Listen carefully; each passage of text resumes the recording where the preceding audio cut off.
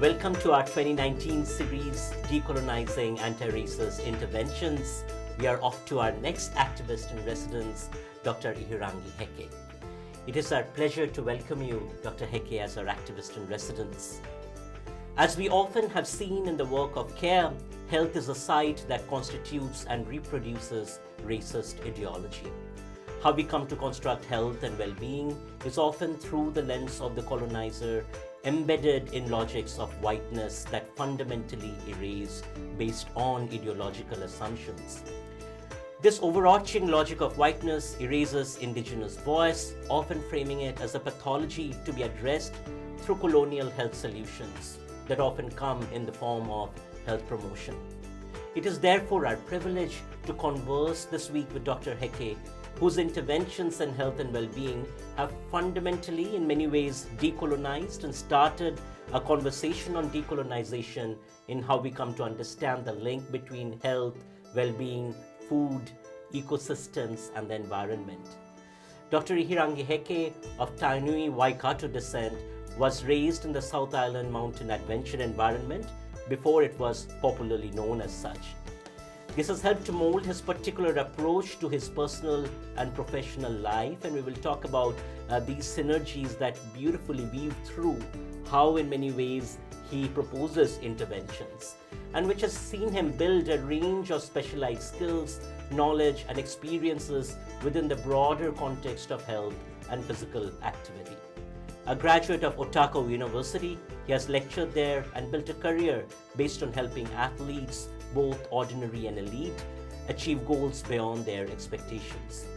Dr. Heke has an international reputation and is engaged with universities such as the Johns Hopkins University, where he was funded by the Global Obesity Prevention Center to conduct a study using traditional indigenous health approaches alongside systems dynamics. He's also working with Washington University in the development of training programs, exchanging system dynamics from indigenous and non-indigenous perspectives. In New Zealand, Dr. Heke is an honorary research fellow to the University of Auckland. He is also an elite athlete performance consultant to New Zealand sport and has worked in disciplines ranging from the traditional netball and rugby to the more contemporary interests of golf and motorsports. A meeting of minds with the late Dr. Parathenenata resulted in Dr. Heke moving his family to the rural East Coast town of Tulaga Bay and working with local Te Aitanga Ahuiti people on indigenous activity-based preventative health solutions that is motivating local Maori to be active within their own land and seascapes.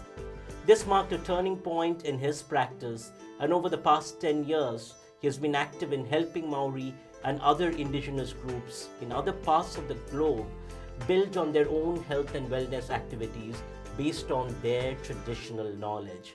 So this interplay of the local and the global is something we will build on, and we will look at lessons particularly for thinking through how we conceptualize global health, building on an indigenous perspective. His Atua Matua framework has been an exemplar of how health practices and promotion are decolonized. The framework has drawn both national and international attention from health and education policymakers and providers who are struggling to apply standard Western deficit models to global health initiatives. And much as we know, these initiatives often fail because they erase. So he offers us pathways for thinking through localized indigenous models, but also perhaps providing a reminder that these localized knowledge systems have universal appeals to offer. With that, Dr. Heke, welcome. Tēnei toku mihi karanga kia koe mō tēnā te whakapainga o te arateka ki tēnei. I wasn't quite sure who you were talking about there. That doesn't sound like me. You are too humble, you know. So one of the things perhaps I want to begin with is by asking a big picture question, which is, you know, if you look at the current landscape of health disparities in Aotearoa, there are vast differences in terms of health outcomes between Pakeha and Maori. So is there a way to think through this based upon your own activist interventions?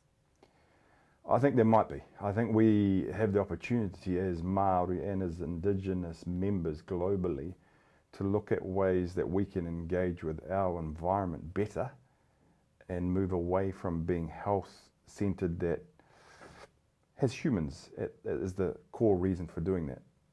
If I put that a bit better, I think what I'm particularly interested in is moving away from health being about humans altogether and health being about what an environment that's local will cause in you if you understand the Indigenous knowledge that connects to that place. So if you like, I'm taking a whakapapa-based approach, which is similar to systems dynamics in that we look at what the taiao or environment will show through in people once they understand those places by connecting to them more often. So I'm trying to get people back out into our waterways, out into our mountains, to watch the processes of our stars to understand how we've navigated in the past and use those as metaphors for a contemporary application of how we can improve human health through understanding what the environment causes in us.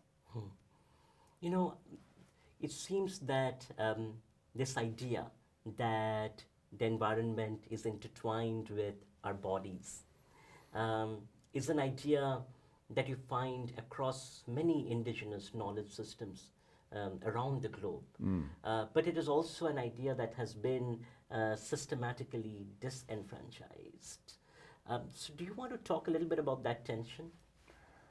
For us as Māori, there's a fairly discrete piece of legislation in the early 1900s, 1907 I think it was, the Tohunga Suppression Act, that inhibited the practice of anything with tohunga, which were Māori experts or practitioners of environmental indicators. It was legislated against. So we literally haven't seen this for more than 100 years. So the processes I'm starting to talk about are our ways of knowing as Indigenous people when changes are going to occur, when the environment tells us that something has shifted, when those are indicators for what we're going to express in terms of health. So that dislocation or conversation with colonisers here or with our government has started almost over a century ago, of saying the ways you engage with your practices as Māori aren't valued here. We're in the space now where that renaissance of things Māori that was firmly kicked off in the 1970s with the redevelopment of Kohanga Reo and a number of groups that were unwilling to bend to government ideals anymore, has developed to the point now where we're in the space of looking at health more closely and understanding that as an Indigenous people we may have some contributions back to Indigenous people globally in terms of alternative ways of knowing. Another model to look at a system and understand what that might cause, and that Pākehā, non-Māori colonial ways of thinking aren't the only models out there, and that for us as Indigenous people and as Māori, they're not effective. So we're at a critical moment at this time where we're seeing changes happening very quickly, and I'm lucky, I suppose, to be in this space and working with innovative and creative people that are doing great things. Now, one thing you say in there is sort of the causal pathways that, for instance, you see in Maori way of explaining health, which differ substantively from causal explanations offered in colonizing ways of thinking. Now, one of the things is that those colonizing explanations are often offered as universals, as opposed to Maori explanations which might be looked at as particulars or locals. So how do you agitate against that kind of a colonizing framework which is presented to us as universal and therefore as science? Well, I think that those practices and forms of university-based research methods around reductionism, around models that remove people's views and opinions and search for objectivity might be the point that actually subjectivity matters. That people's opinions and views and feelings and engagement with those ideas matter. And that the richness as Indigenous people is that subjectivity.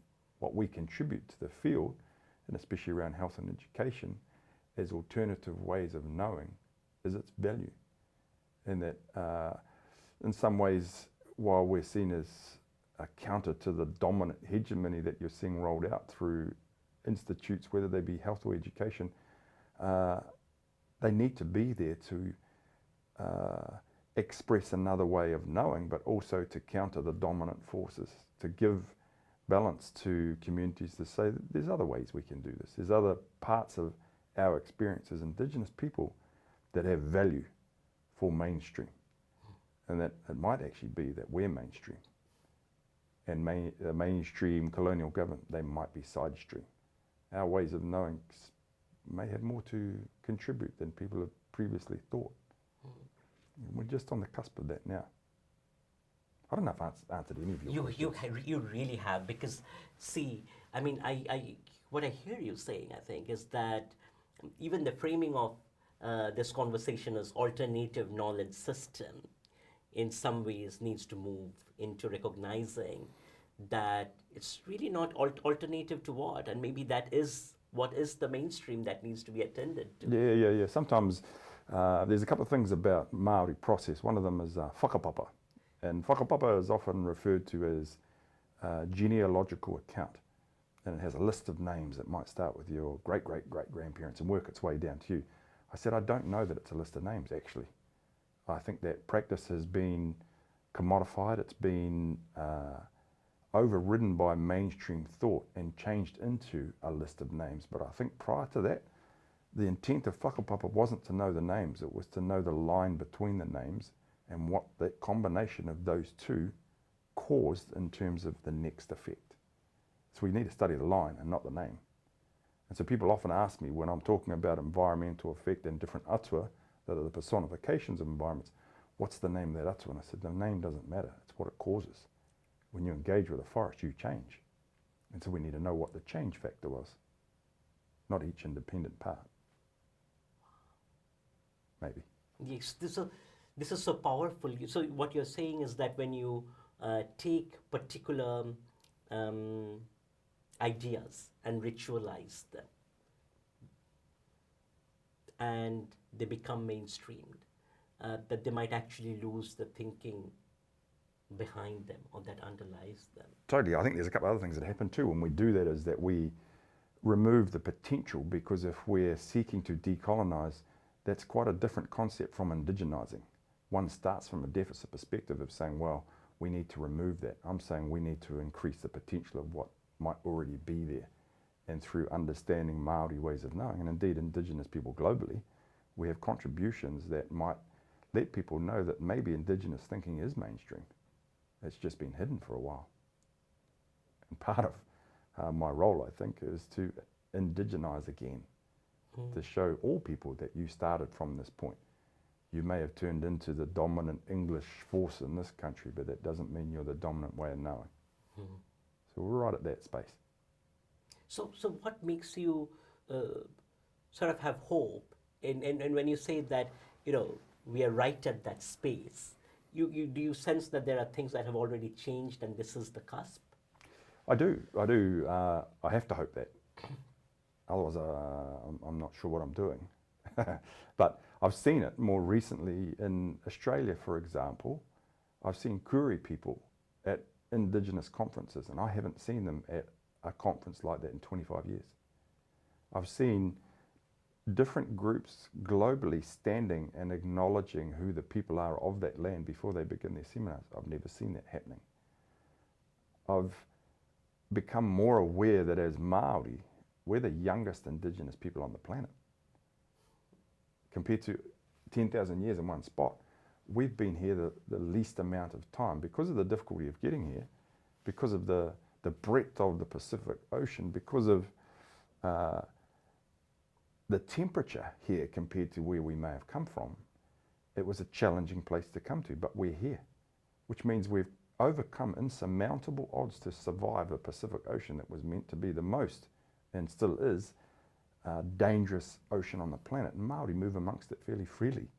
And I've said that to our people. So if you've overcome all these things here, and you manage to get to a place that you weren't meant to, you've already proven the fact that your whakapapa provides substantial potential for you to influence a whole range of different areas. And that at the moment you're underperforming.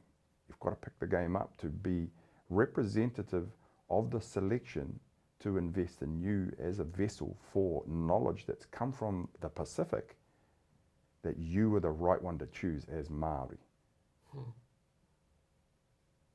And I don't see that sometimes. And so that's the part that drives me, is I want to make sure that I was the one that deserved this education. Because I'm rare. 1% of our people get to this level.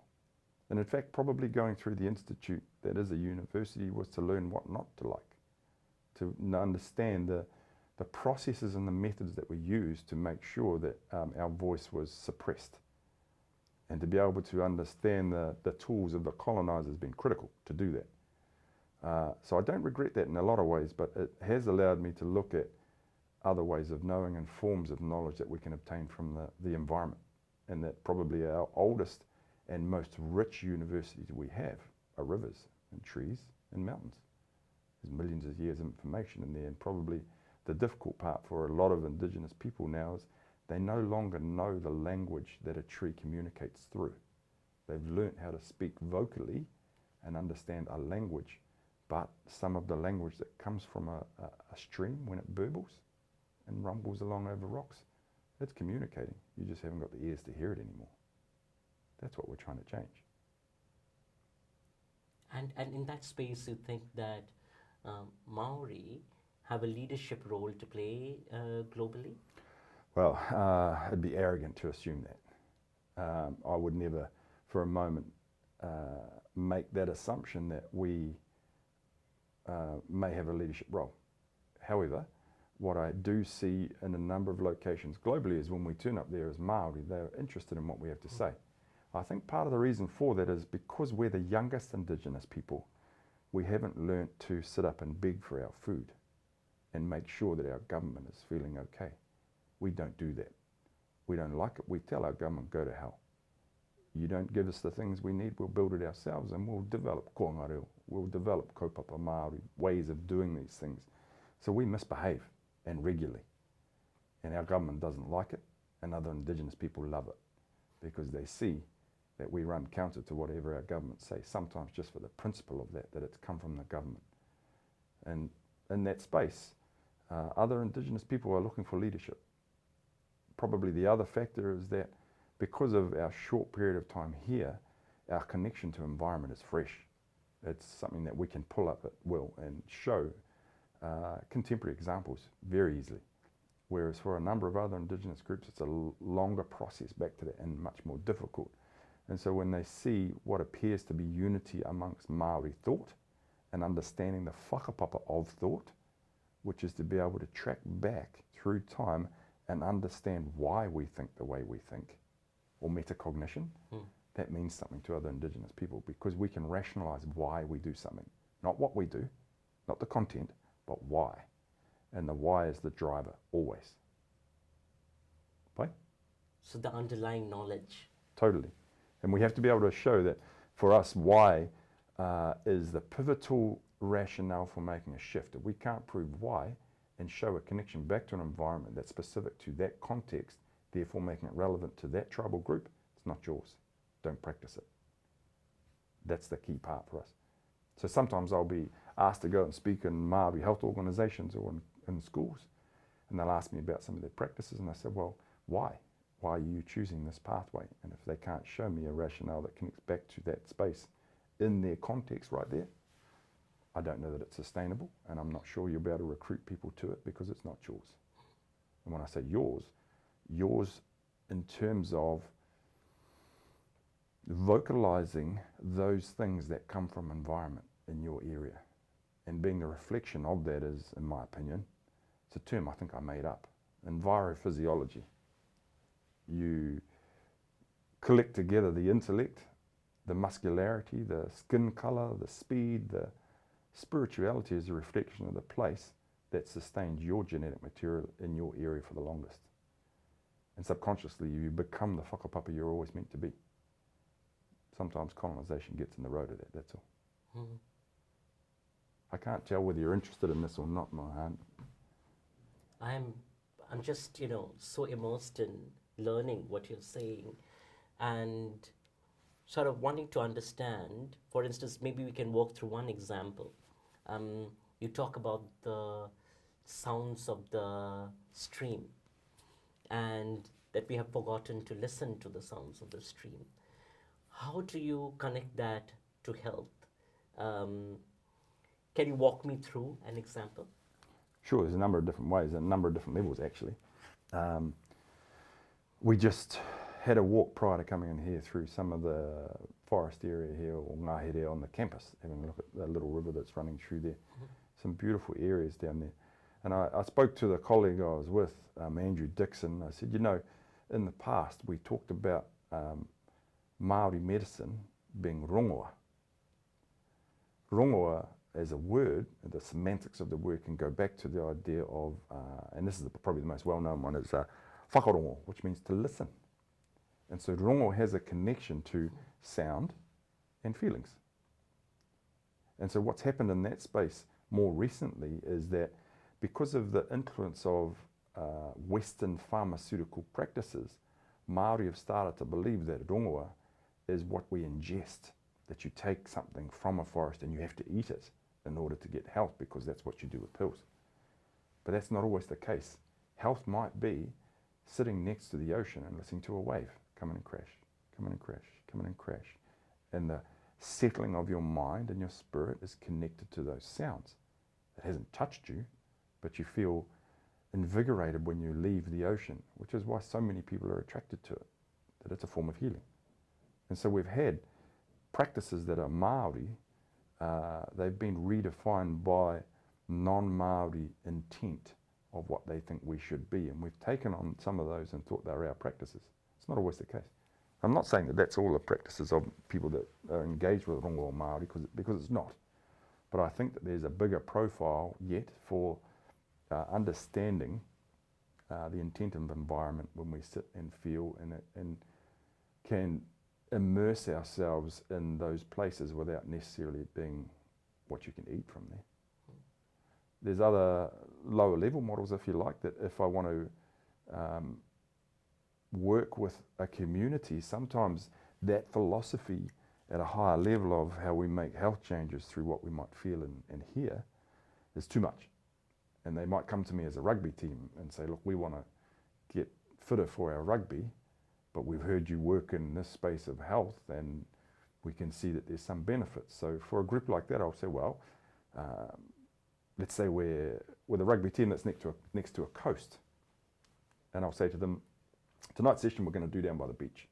And when we're down by the beach, I know that your normal practice on the playing field is that you'll do interval trainings to improve your sprinting fitness. I said, tonight we'll do intervals, but we'll do it based on the speed of a wave.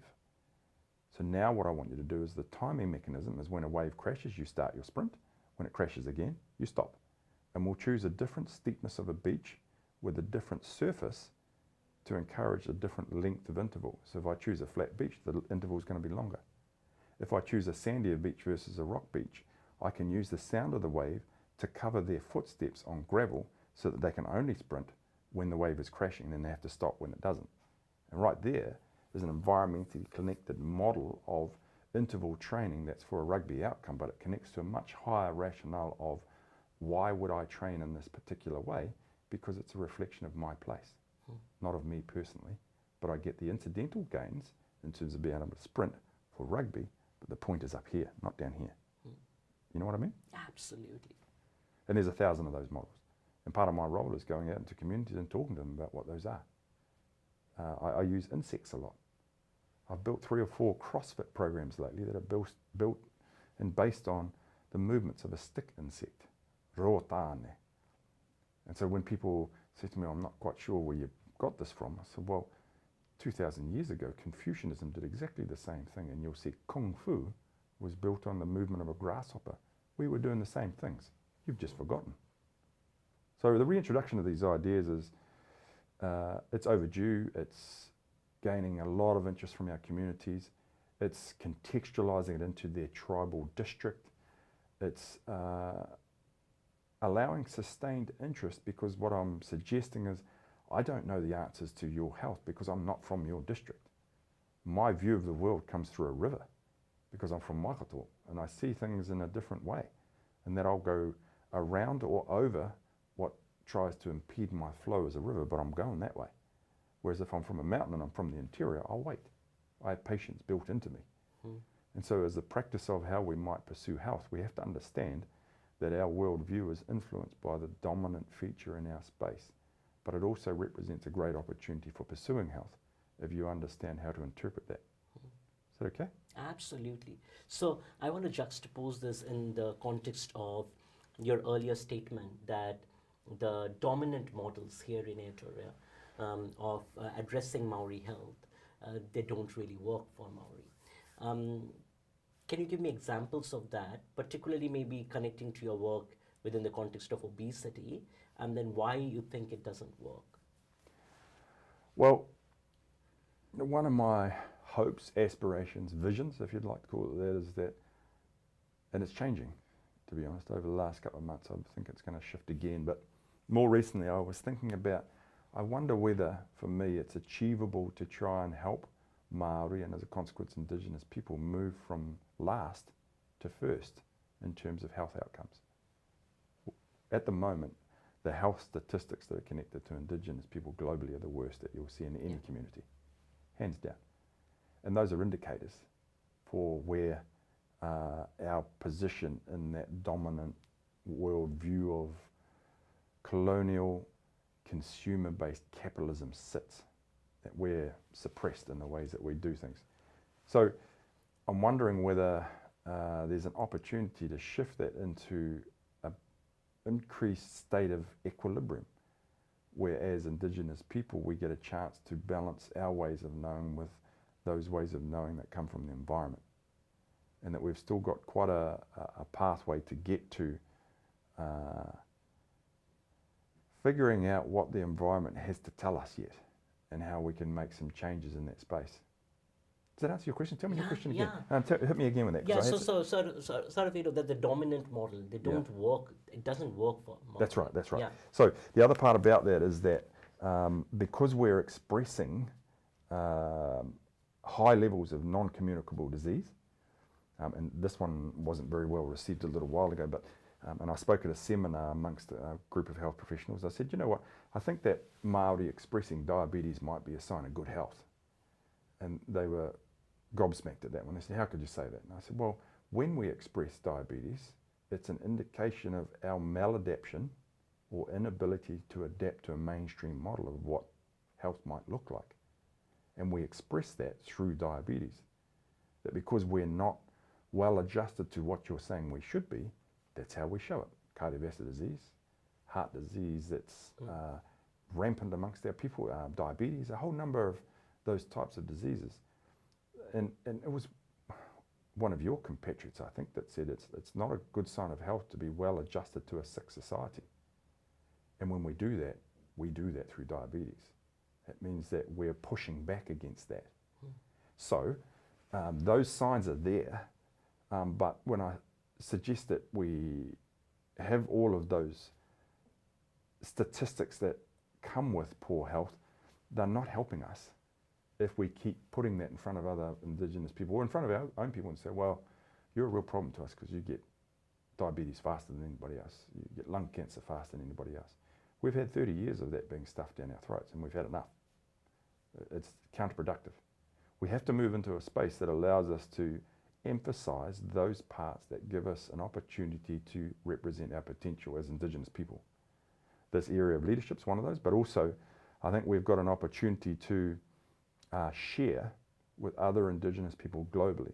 And as Māori, my hope and aspiration for this space is that we'll initiate that by giving away our most precious asset, which is knowledge. Our knowledge as Māori about the environment and what it causes in us. So if we initiate that and give that away to as many Indigenous people as we can, we therefore engage the collective mind power of Indigenous people globally in the future without obligation to maybe contribute back to us. So we'll give that away without expectation and have a hope that at some point in the future we'll have thousands and thousands of other global Indigenous groups that remember that we gave away and that it might come back. Reciprocity is big to us as Māori. We want to initiate that process. They don't have to use it, they don't have to like it, they don't have to acknowledge it, but they may do. They may see something of value in there. And certainly at the moment, Indigenous people are looking. They want to know why. And for some of us, we've been able to identify those reasons for why. And we're giving it away. Coming here to speak to you today is part of that. If I reach 2 people today who are Indigenous in another country, job done. Does that answer? Yeah. So, you ask hard questions. What you're saying is so transformative because, you're really taking these very dominant ways of doing things and turning them on their head in so many ways. Part of this process, as we were talking about earlier, is working with those kinds of colonial organizations that are built into specific habits. So I will walk through an example. So, for instance, if you look at DHB as an example and sort of where it engages in Maori health, there is work, including work with Heather and Andrew, that suggests that that framing works with the deficit framing where Maori lack certain things, and then that is addressed by putting up a Maori cell within the organization. So they would say that, oh no, we actually are quite culturally sensitive because we have Indigenous people within the organization. So how do you engage these organizations in a way that, like you said, indigenize the organization? It's difficult and different for each organisation you work with in that space. The leadership within the organisation is critical in their openness to wanting to try different ways of engaging. I found that I triangulate information with the hope that they'll connect into one of those spaces and the other 2 will come with it. By that I mean that often I will search for some information from a district that will come from some of their elders. A conversation with them about why a tree does what a tree does. That's specific to their area. For example, recently I asked, why are those trees over there planted in a row and so different from all the other trees? I said, well, that's a line that shows where the next food source is. But unless people know that, they're not sure what the intent of those particular trees are. So I want to know why particular things exist in certain locations. Ask me your question again. You've got to keep pushing me as you go there. Yeah, so within these kinds of dominant organizations that already have their existing logics. Yes. So that triangulation there, my brain's full. So you have to prompt me now and then. That triangulation, I go and find some of the old resources from people that are talking about why things happen. The next part I'll look for is anything that might have been written or published about that. And when I say that, that's a tenuous area to begin with. Māori don't want to know about these quite often. But 1896 onwards, we had the Journal of Polynesian Society, which Māori wrote in. So it's a resource that's particular to us that allows us to look at, and it's written in Māori sometimes. Plus we have resources that are written in Latin from early missionary arrivals that were written by Māori, yet to be translated. So we have a resource there that's unusual to us as well. So kōrero from an area or discussion, anything that might be written with an understanding that that format or that medium isn't always that productive for communities, but it's the third part that knocks it home with working with organisations like DHBs is there an applied outcome? Does this work in practice, these other 2 things? If all 3 of them line up, I've got a starting point to create intervention or initiatives with an organisation to say, these 3 things suggest that this might be an alternative way of knowing for your organisation to benefit from. And if there's 3 of those spaces that are agreeing on that, and I can get leadership to engage with that, then we can move forward. And usually, it's the applied stuff that matters, which means taking them out into the bush, taking them into the water, taking them up mountains, and showing them how our ways of knowing as Indigenous people is built on context. That unless you have the conversation from the river or from the mountain or from a tree that changes when an easterly is blowing through it at above 15 knots, the tree will start to whistle in a different way. If you don't hear that and the conversations only happen at the DHB, you're missing a third of the content. And therefore, the likelihood of taking it up is less. So for us as Indigenous people, the commentary that comes from the environment is critical. So we have to bring them back out to listen to those to then go back in. So that's a massive part of helping organisations in that state of change and the rationale for why. It's not always effective. You know, you can't pull some people out of the office. They want to stay there. That's their locus of control. You come into my world, as you know, you say this is where you sit on that side of the desk, and I'll use this here to tell you what's going to happen. Taiao doesn't do that. You know, you can't bullshit your way through the environment. You know where you don't, and you die where you don't. And so all of a sudden they need us when we're out, and we're in the forest or out in the ocean and we're paddling. That death doesn't matter anymore. It's what you understood from generations of being able to read signs in the ocean and what it means. But probably the critical part about all of those learnings is that they're metaphors. They're positions that allow us to move from, and this is probably what I see most with organisations at the moment, is there's the willingness starting to grow of wanting to develop capacity within their mainstream staff through engagement with Māori. I've said, okay, I get that. I can see that there's some utility in that. But I said, actually, I think what you're after is dynamic capability, so that we take it one step further, so that instead of being about trying to build capacity, we want to move into a different phase. And from a Māori perspective, the way I've explained this is we have mātaranga, which is Māori knowledge. We have mōhiotanga, which is sometimes referred to as wisdom or engagement with that knowledge. And we have maramatanga, which is applying it and understanding what it means, and then figuring out where else you can use it. And so at the moment I see capacity development, which is kind of in that first two phases, but they're not reaching maramatanga. They're not reaching dynamic capability, which is the ability to take knowledge and apply it in a whole range of other areas. And so therefore, content doesn't matter, process does.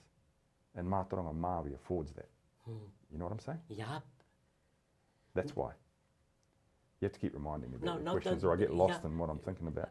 This seems like a really large shift, though, because what you're asking for is not just check a few boxes, but fundamental transformation in how you do things. Yeah, it's a big ask, and probably the Atua Matua document that I wrote made it worse for a number of people. There's some irony in that, and I've talked to Andrew Dixon about this before. I said I never actually intended anybody to read that document. I wrote it for myself, and I wrote it in the manner of understanding the world through a river. I've seen what it is I needed to engage with before I could work with an individual. And I wrote it because I was in a role that was working with health and with specific communities, and they're asking me to go out and talk with them. And it was a list of things that I had to consider before I could work with an individual. And as it turns out, there were 23 factors I needed to understand in quite a bit of depth before I could understand the behaviours of an individual. The first 12 are environmental philosophy of why a tree does what it does, why a river does what it does. But they're metaphors that explain what you're going to see in the practice of humans that have come from here.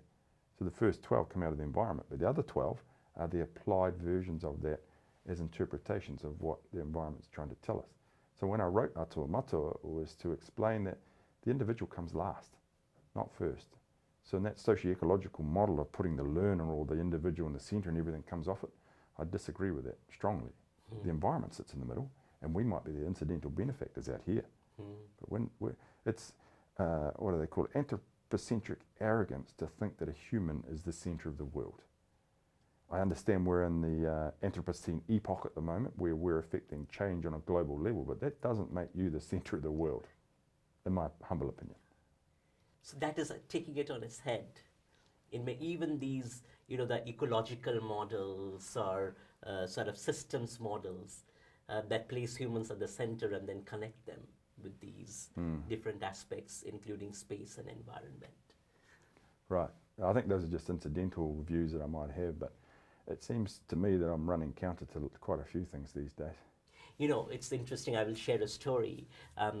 So when, CARE was in Singapore and we were doing this work, presenting the struggles of the Dongriakond, which are an indigenous community in eastern part of India, with protecting the mountain Niyamgiri, which is home to forests, against mining operation.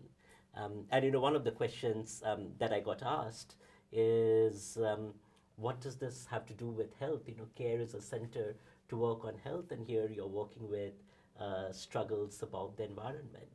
And it seemed like one of the fundamental disjunctures there is how we even when we talk about environment being important, how we place humans at the center, rather than thinking through actually it is protecting the environment, which is all about our health and well-being. Right?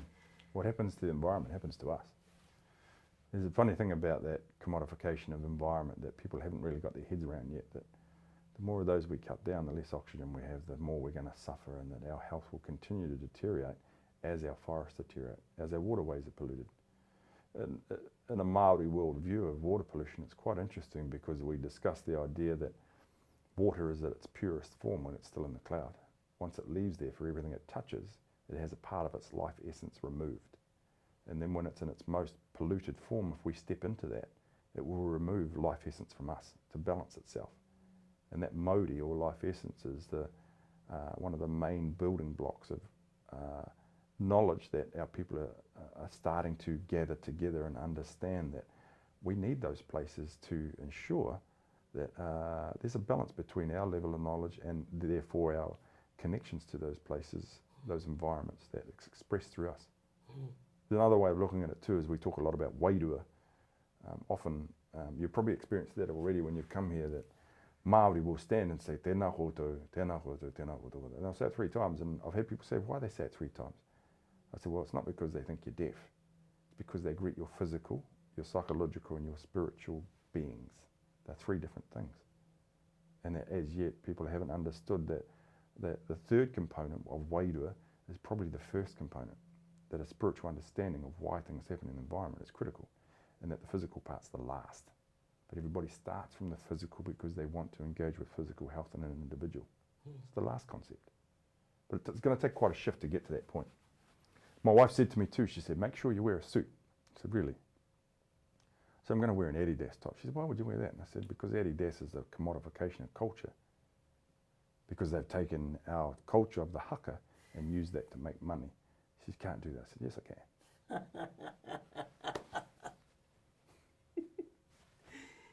I get to choose.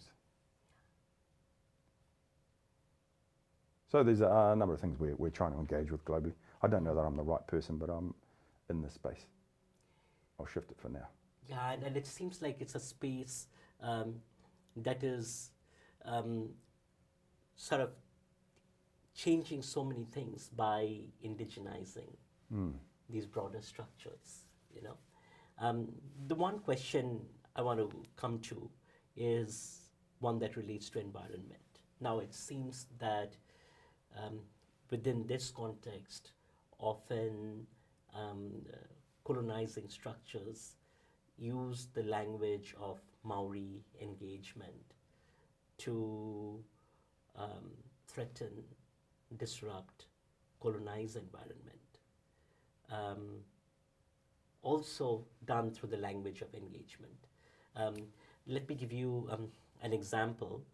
Say you're a mining corporation and you have within the organization a small group of Maori engagement workers that are doing your PR. You're going into a community, you say that we're engaging the iwi through this public relations work, and really at the end of the day, what you're doing is destroying environment and perhaps threatening Maori way of knowing.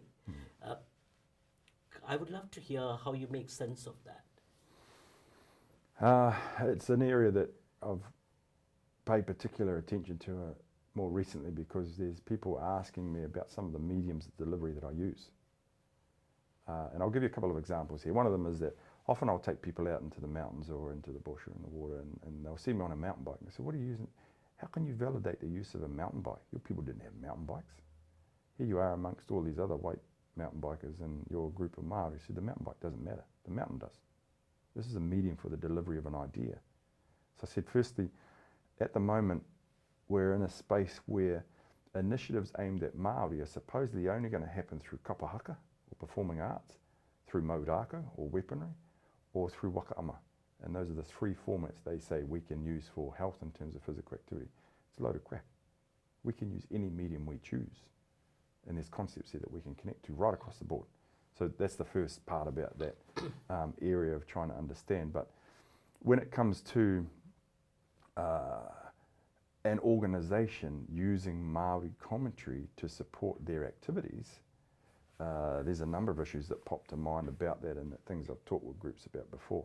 One is that age, in terms of elders that are passing comment on Māori practice, it's not always an indication of accuracy. Sometimes organisations will deliberately select people who don't know the cultural protocols of that group, but supposedly represent that group because they're the right colour. And I see this practice across the country where there's self-appointed kaumātua who are conveying ideas that are incorrect, that have no proof or cultural validity that's relevant to the group that they're passing judgment and comments on to represent organisations that want to take things from our environment. So I see that happening. I also see sometimes, and Māori are in this space firmly, that in the mid-1980s there was a call that went out to develop 500 Māori PhDs, which was achieved. The backlash from that is that those PhDs are being used because there's a difference between a PhD that's written by someone Māori and a Māori PhD that's written by someone that looks Māori, that practices non-Māori process. And so we're having representatives from Māori communities with PhDs that understand no Māori process at all. And they're being used by organisations to say, well, we consulted, we talked with Māori about this. They don't represent us. They don't represent our ways of knowing. So there's a number of activities that are going on within mainstream organisations that are using Indigenous people to forward their process without being underpinned by anything that connects back to us as Māori. They may have a Māori appearance, that might be the limitation. So we as Māori, as Indigenous people globally, need to be aware of the differences between those that are brown on the outside and maybe a different colour on the inside. And know and be wary of what organisations use those groups for, and what the underlying and dominant feature might be that they're actually trying to obtain, which might be resources from that area. And you'll see this process too in iwi groups that are supposed to represent their people using non-Indigenous practices to run their iwi function or their tribal functions. So they're using processes that have nothing to do with us to validate the decisions they're making about the resources within that tribal district. Kaitiakitanga is a prime example in this area where kaitiaki was used as a means of understanding which guardian animals or sometimes which plants and trees and so on represent your tribe and how you can engage with those and represent those. Now, in this space globally with Indigenous people, they talk about totemism, where you take a totem with you to represent that, animism, where you become that animal or that thing that's important to your tribe, shamanism, where that's a portal to deliver those ideas, and paganism, of being able to understand the environmental rotation and how they affect us as a people. Māori are a combination of all of them. And at one point, we're used to support ideas that might help an industry without knowing as Māori how we're being used to achieve that, and knowing which part of that process we're sitting on has had influences in terms of kaitiaki, because I've seen tribal groups use kaitiakitanga now to ring fence resources. That's not what it means. So to be blunt with this one, people are thinking that the environment that we're engaging with that might have a resource needs us to protect it, when really what they're saying is we control it, and therefore we control who can have this resource, so the organisation need us and we're going to make money from that. That's not the intent. You understand what I'm saying? Yeah. And so we're seeing our people doing that in an attempt to pursue what they think is important, which is essentially capitalism, to make money for themselves. It's a dangerous place to be. On the other hand, we have great people too, who realise that that's happening and are taking the steps to try and adjust that through having a voice nationally, trying to be in those places of political change and assisting others to know the difference. I kind of don't think I'm in a space that I deserve in terms of people listening to me about these. These are just my, they're a reflection of my engagement with the environment for 35 years. I've been an outdoor ed person, a guide, a mountain fella for a long, long time. I didn't know that I was learning all these years until the last 10 or 15 years. I realised that I did know what the signs were. I did know what the environment was telling me was going to change before it happened. Then other people pointed that out to me, and that's driven me along this space now where I'm, rightly or wrongly, people are asking me, what do these signs mean? Crazy. I wouldn't trust me with a pair of jandals. You know, this question of voice is so pertinent today, because it sounds like what is the kind of voice one has is really important in terms of challenging capitalism. Because, you know, from what you're suggesting, and I've seen this in sort of my own journey, is the ability of capitalism to co-opt many indigenous decolonizing ideas in order to propel its purposes. Yeah. So how do you know the kind of voice that can actually offer a challenge to that? In this space again, humility is critical, and trying to say, well, we know some things about this space, but it's for you to choose. And when you do choose those things, it's as recognition of what might already exist in your environment. And that often when I go and speak with different groups, I'll start out by saying, look, often you'll ask me to come and speak at your organisation, health group, whichever, because you see a doctor in front of my name. The intellect's already in the room. It's not me. You already know the answers, but you're unwilling to take those first steps sometimes to address some of the political issues that are causing you to think and act in a certain way. And part of those are around the fact that capitalism permeates just about everything we do, and that as Indigenous people, some of us are buying into that and forgetting that collectivism is what got us to this point, that as we worked as a group and understood the benefits of having a tribal position, allowed us to make sure that everybody made it, that everybody had food, that everybody was able to exist in that group. We've lost our way significantly there. There's still some time to shift Māori back into that space and other groups as well, but that decloaking of colonialism, capitalism is a massive part of that. I don't think people are aware of that yet, and they don't know what the alternatives are. At the moment, a number of the groups I work with, for example, aren't aware that there's health practices that are specific to their district that they don't remember. Ways of knowing that recruit and sustain effort from their people because they're relevant to their district, but may not be 20 kilometres away. And knowing the difference is the part that allows them to sustain effort. And it might be that you have the best initiative in the world, but if they're not coming through the door, what was the point? And if it is the best initiative in the world and they come through the door, but they only come once, what was the point? And if you want people to keep coming back and then figure out how they're going to sustain their whakapapa or their genetic line and practice that, part of that voice is about making sure there's a contextual relevance, that they know why they're doing it. And that the why, because here's the real irony in that space that I work in, when I go and talk to a group, firstly, I'll say to them about, the knowledge base being there, but I said, also what you need to know is that I can't be here to help you if you think the reason I'm here is to improve your health, because it's not, which is a real irony. I said I can't use health or physical activity or nutrition as the rationale for why you should make changes. You know what I'm saying there? So quite often they'll think that I'm there as a health promoter and I'm going to talk about health and say, well, you need help. I can't, because it's already been proven to fail in those communities, or they would have changed. So you can't use that. You can't use that as the part to say you need a change or else.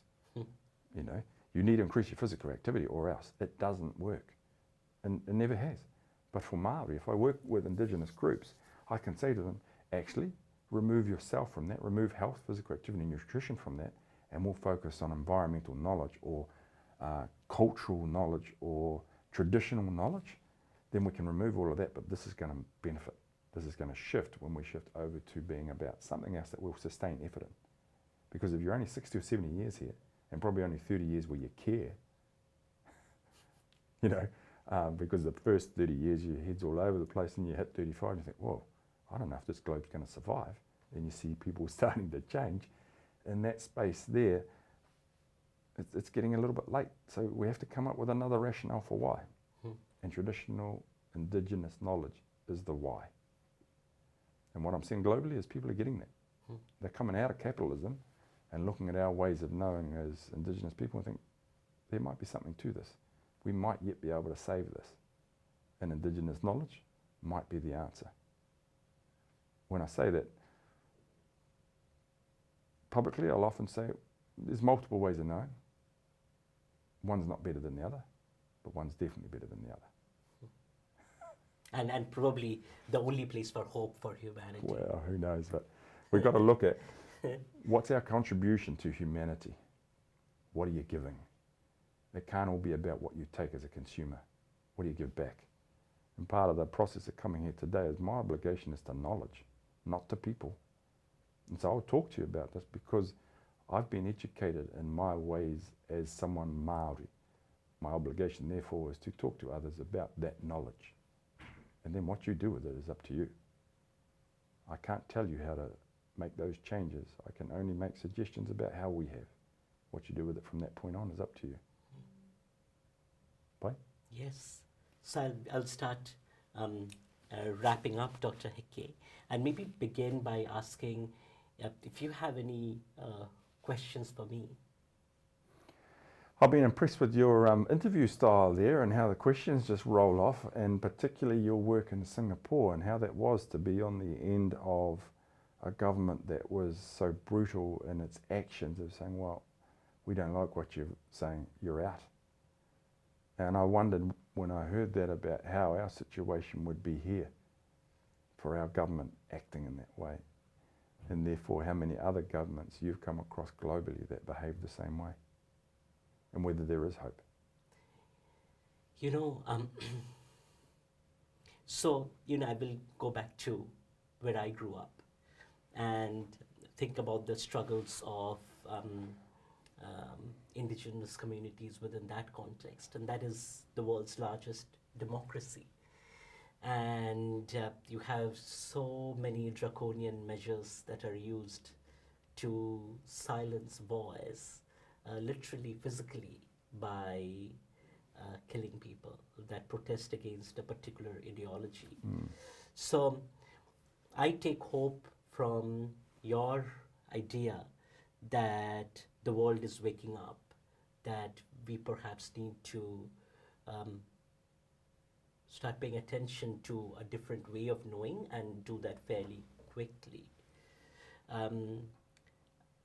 The challenge I see is, you talked about Singapore. I think Singapore is a context where there's a lot of talk about culture and the Asian imaginary to decolonize, but unfortunately that is strategically used to serve capital in authoritarian ways. So you silence voice to serve capital. So in that sense, I think the challenge for voice is also an explicit challenge against capital and the infiltration of capitalism. in every facet of life. So I guess, the question, I would come back to you with the question, which is that within the context of, say, Eritrea and the struggles here, how do Maori hold the government accountable to Maori knowledge, which would, I think, in many ways be the basis for shifting this obsession with capital? Well, often I think about the fact that I end up in places like this, talking with people like you, who I would never have thought in a million years I would be here.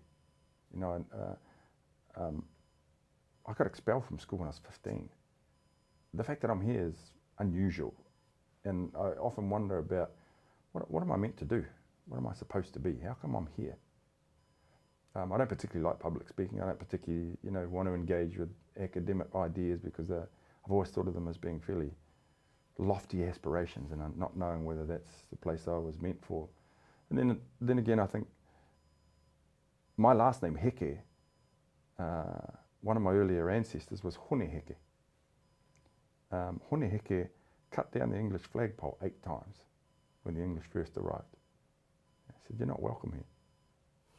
You can't put up your flag and say you own this country and think that that's okay because you can't see anybody that's building farms or cultivating land, or you can't see English process here. That doesn't work."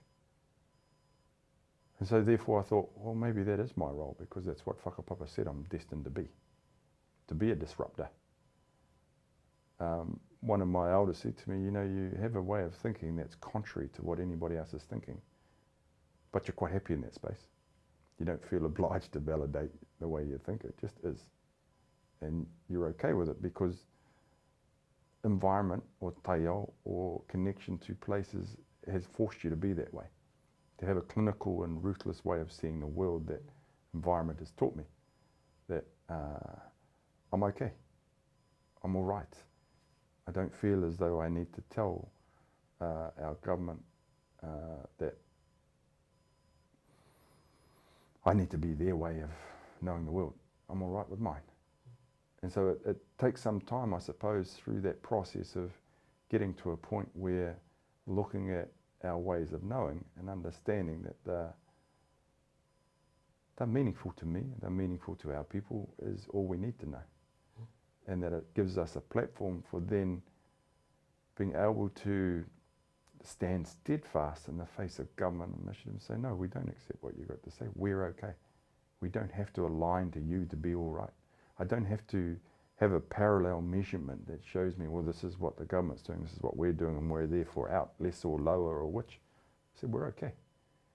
In our own ways of knowing. And probably that's the strongest recommendation to other global people, is getting to a point where you understand that your ways of knowing, they're as good as, if not better, for you, for your way of doing things. And I think Māori are there. We're in that place where we know what our ancestry looks like. We know what our cultural knowledge looks like. And we're firm in our understanding of those processes, and it's given us a platform for confidence in our way of knowing. I don't know if that answers your question, really. Yes, that does. Ironically, again, Hone Heke, once he realised the tide of colonial power coming to Aotearoa was insurmountable, he was the first to go to the table to sign the treaty. And it's his tā moko that's at the top of the Treaty of Waitangi. Because he realised that after he cut down the flagpole, went to war with the English in the land wars in the Northland area, that it wasn't going to stop, and that negotiation and communication was the next step. Hence I'm here. Wow. So, it's really so fascinating, and this is a great way to wrap up, because you go from antagonism and explicit resistance to also acknowledging dialogue, and where that becomes a strategic imperative. Totally, that's where we are now. Koe nā taku mihi, kia koe mō tō manāki tanga tautoko ki tēnei. O ngā mātaranga Māori tāwhito mai rā no ngā tupuna, o ngā tupuna Māori. Mō tēnā mahi e hua, tēnā koe, tēnā koe. Kia ora.